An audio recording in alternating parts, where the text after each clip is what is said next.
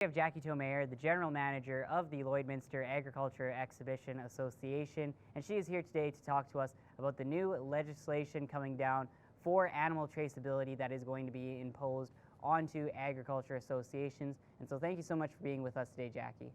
Thanks for having me.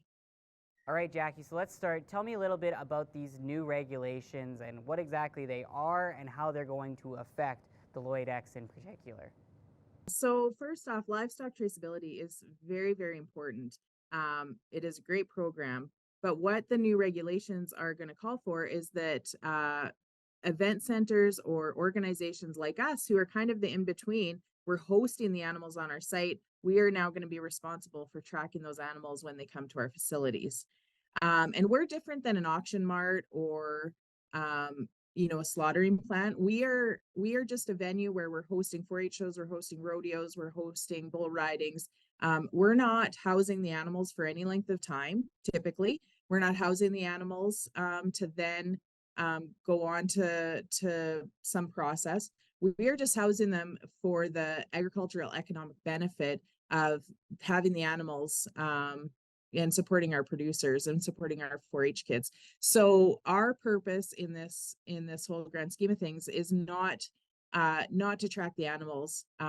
We think that responsibility relies on the producer that is owning the animals. We never take possession of the animals. They are just on our properties for a brief time. So the new regulations would insist that we now track the animals as they come onto our property. And if the animals are missing a marker, a tag, then we would have to be the ones to install that marker back on the animal so that they can carry on with their life. And, that's kind of the basis of it. And it is going to be a huge burden to the associations and the event centers and the organizations that are mostly volunteer driven to track these animals. All right, Jackie, tell me a little bit about how this will affect the Lloyd Ex in particular, especially in terms of staffing, in terms of how many events you guys can run and how many events other people can run through renting the facilities. Yeah, all of those.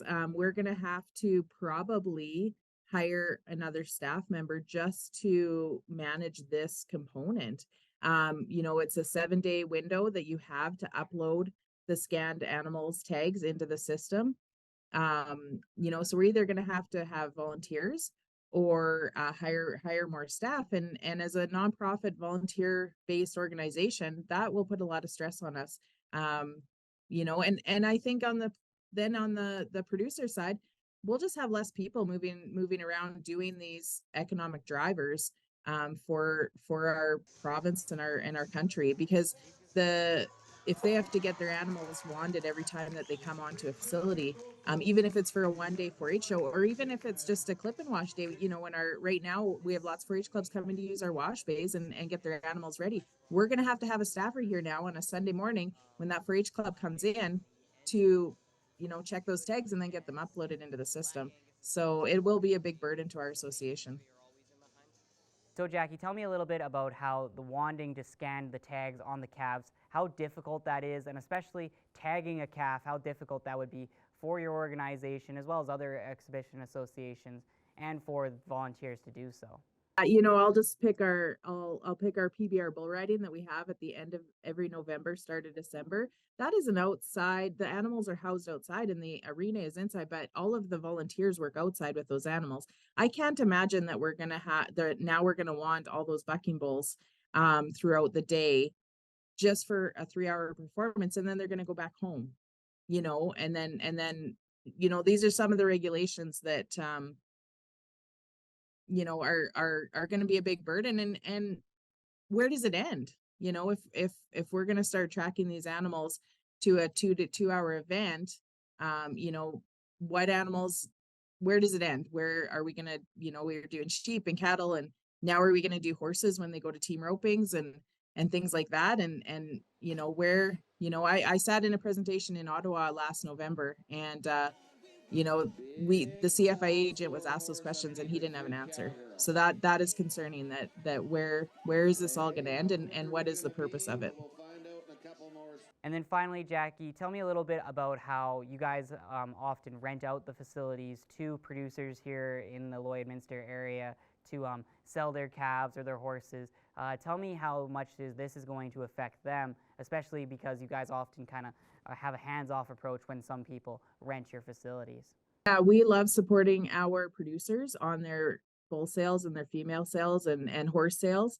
You know, we love being the venue and we support them with anything they need. This will be an added cost to them because we'll have to pass that along.